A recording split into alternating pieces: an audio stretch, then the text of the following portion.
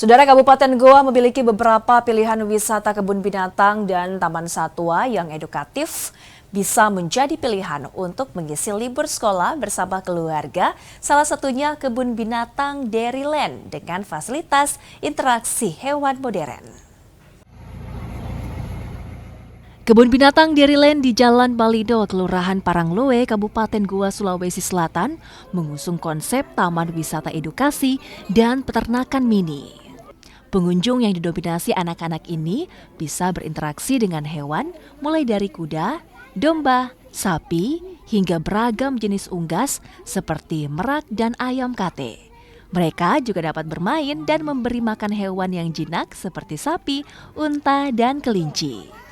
Mama saya, bunda sama saya.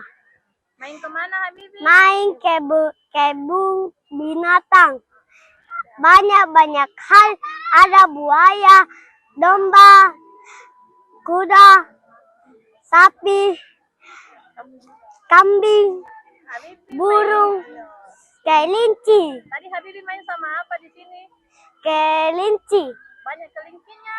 Banyak, tapi cuma aku dapat satu. Pengelola kebun binatang mencatat kenaikan jumlah pengunjung mencapai 3.000 pengunjung selama musim liburan. Untuk keamanan, pengelola memastikan hewan dalam kebun binatang jinak dan sudah divaksin.